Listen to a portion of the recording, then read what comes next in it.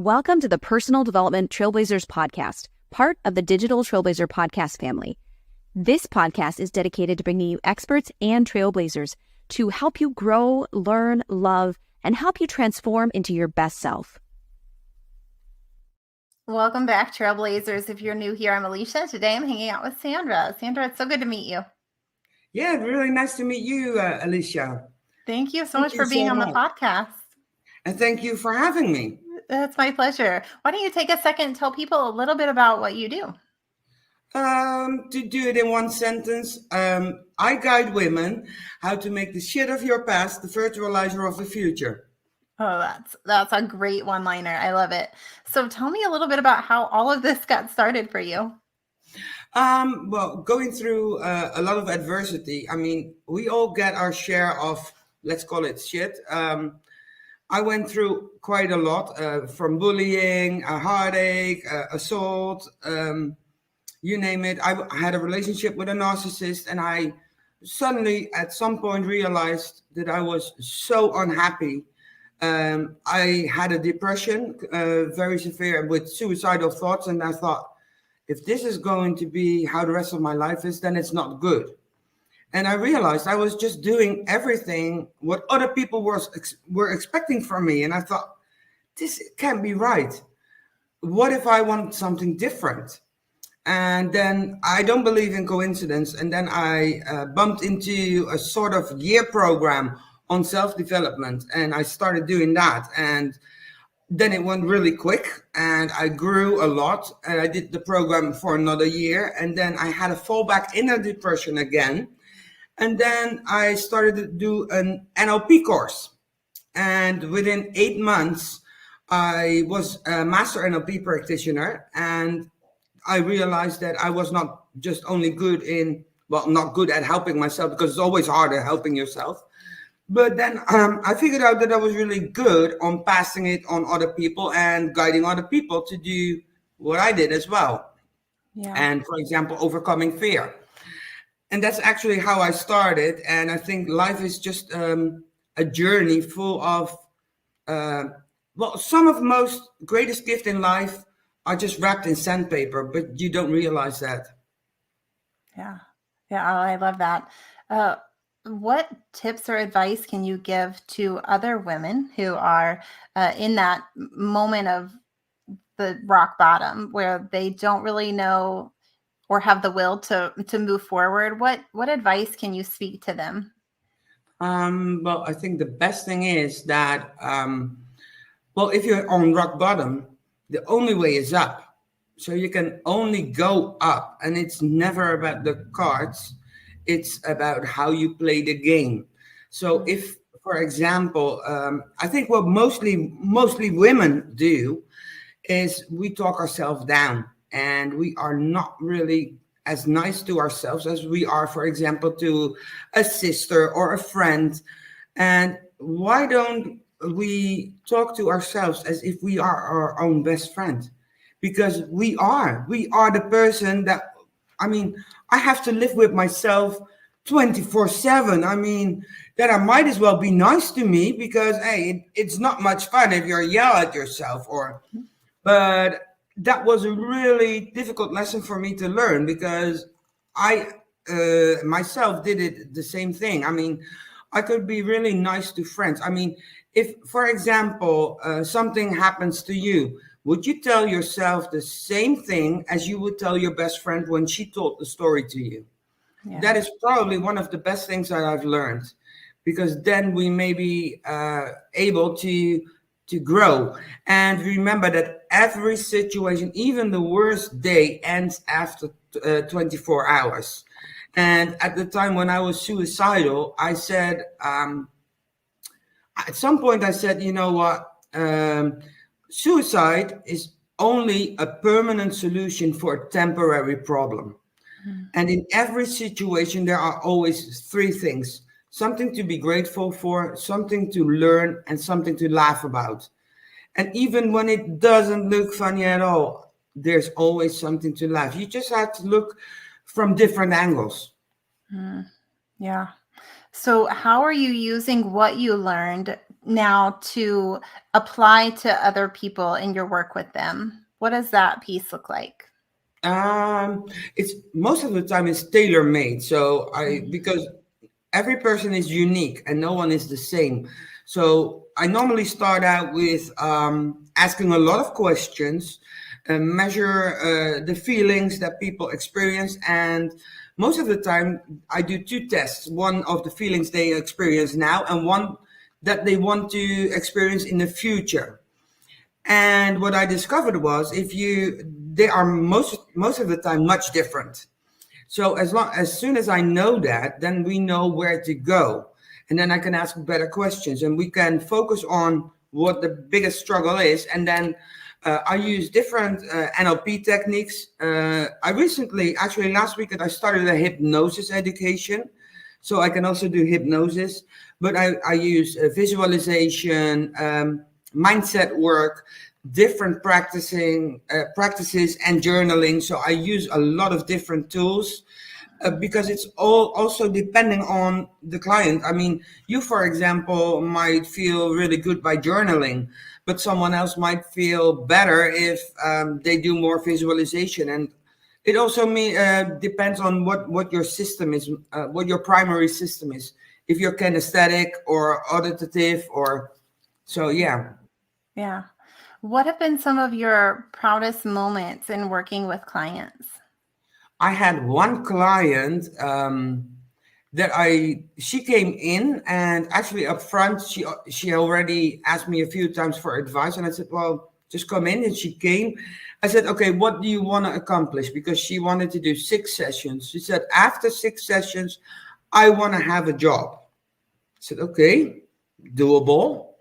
So we started working, and a lot of things we tried to do, and she left, and then she came back after 2 weeks, and I told her to email me in between, and she did send me an email, I think in the week that we didn't met. And then she came back, and she said, I've got some news. And I said, well, tell me, because I got all excited. She said, I've got a job. And I'm looking at her going like, but this is the 2nd session, not the 6th. I guess my job is done as well. So we were laughing about it, but because she was eager to learn and willing to take a step, it went fast. So in those 6 sessions where she said she wanted at the end a new job, she had it in the second one. But we also got to actually what she did afterwards. She recently actually sent me an email because I asked, how are you doing? She had saved her marriage because she was about to get a divorce. So she also saved her marriage. She fell out of contact with her mother, and I also knew her mother. And as far as I understood, she got back into contact with her mother as well. So I said, well, you are kind of like my success story. I mean, Yeah. and that is actually that is really one of the best things in life. I mean, because it's so rewarding if people can grow and become the best version of themselves. Yeah. Yeah, absolutely. That's a beautiful story. She set out to do one seemingly small thing compared to the other things that you mentioned, and was able to fix so many big things in life. So that's awesome. What are you doing to reach out to people to bring clients into your world? Well, I had a lot of things going on in my health. So I had to, how do you say that, stop for a little while. Mhm. So I was out. And now I am getting back up because I think the universe thought when I came up with the name laughatshit.com, the universe thought, oh, you want to laugh? Here's a whole pile of shit and see what you do Oh. with it. And so it went on and on and on. And apparently, because I still had to learn something, I got another depression. I'm getting out of it now, or at least I am out of it now, because they actually weren't able. They sent me to a psychologist, which of course didn't help, blah blah blah. But now I got back up. I just spoke to my friend today, and he said, "I don't know how you do all these things in one day." He says, "You're really back on track, aren't you?"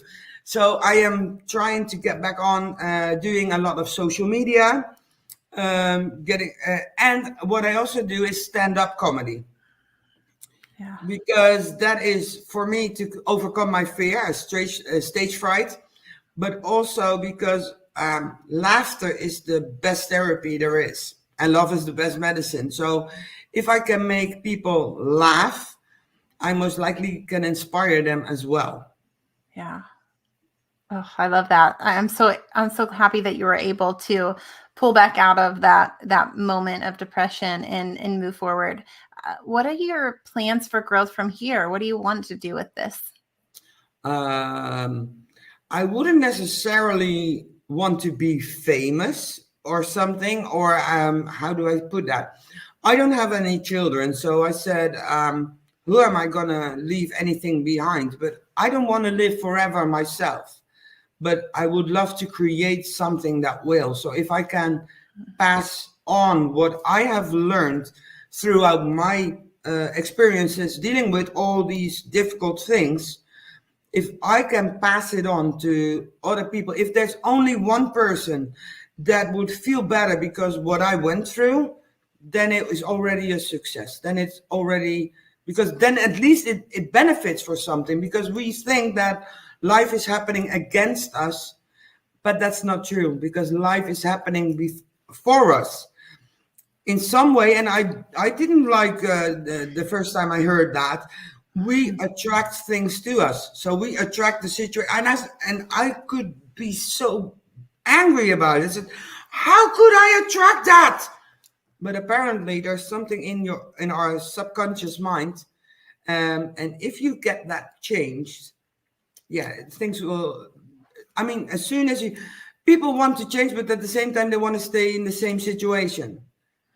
Yeah. So yeah, you have to be willing to change, and then I think your whole life will be changing throughout life, because it's a journey. Self-development is a journey. Yeah, absolutely agree with everything that you just said there. I think it's beautiful that that is a legacy that you want to leave for other people to help them learn from all of the lessons that you've gone through. That's awesome. As far as social media, what platforms are you hanging out on? Facebook and Instagram mostly. And I Awesome. know and I do Etsy as well, because I created some digital products which I try to sell on, which are for sale on Etsy. I see. Very cool. Do you have a Facebook group? No, not yet. Okay. I am working on it, but I thought you had to have a certain amount of people following you already to start the group. Someone advised me not to start yet, and I don't know why it was that way. Yeah, I would say disregard that, because you don't have to have a certain number of followers to start a group. I would start it now and give it a name that is that resonates with people who you want to work with. So if you're wanting to work with women who are struggling with being in those dark moments, think about the things that they would be searching for, and build a community where you can speak to them and build that legacy and nurture them into, hey, you know what? I know it's hard right now, but here I have this that can help, right? So you're speaking to them. I think that using your gift for comedy would be an excellent way to connect with people there. And the more that they see your face and they hear your voice, the more they're going to connect with who you are and want to take next steps and listen to what you have to say. Right. Yeah. I highly recommend doing it now. Okay, I did put out how do you say that? I did already reserve the name, Laugh at Shit. Yeah. But I just didn't make it active yet. So Yeah. actually, I think I could just go and make it active tonight, and I'll be online. Absolutely. I think that that's a great idea. And then invite people to it and start using that. And like I said, utilize video in that group, because when people hear what you have to say, they're definitely going to start listening. Why don't you tell people where they can go now if they want to learn more about what you have to offer? I know you mentioned some digital products and some, I know we talked about social media. Tell them where to go if they want to connect with you next. If they want to connect with me, I have Facebook. Both my Facebook and Instagram are under my personal name, Sandra Ammerlaan Official. To make it easy, which is not really easy because my Dutch name might be a little bit difficult. Well, then, and I am on Etsy as well then. And I have my website where people can download my visualization on self-love for free. Fantastic. So if they go to laughatshit.com, there is a free visualization about self-love. I think it's about 15 minutes long, and you can just download it and then listen to it as often as you like. And if anyone has any questions or like to know something, or maybe just want to drop some notes, they can always send me an email to sandra@laughatshit.com. And I love to hear from people. Fantastic. Well, let me just say that is like such a great domain name that you chose. I love it. This has been such a great conversation, and I know people are going to want to connect with you. I will link everything, including your social media, in the show notes so that they don't even have to worry about spelling or looking for that right account on social media. Sandra, thank you so much for being here today. Thank you. Oh, and I do have a special thing for the Trailblazers listeners. Yes. I have a What's in Your Treasury blueprint, which means we will dive into the feelings measurements in different ways. I will have a very intensive session online with people, and then I will do a summary and tips and tricks. And normally that is $297, but especially for the listeners of your podcast, I would like to offer it for $147. And if people would like to use it, or if they want to know more about it, just send me an email, sandra@laughatshit.com. And if you, if they just send in an email, I will know that it will work out in whatever way. We'll make it work. Awesome. Well, I will put those details in the show notes as well. Thank you again so much for being here and sharing all of this with our audience. Thank you so much. And thank you for all the listeners and viewers. Yep, absolutely. For everyone listening or watching, we would love it if you would like and subscribe. Share this episode with someone else who could use it, and we'll see you in the next one.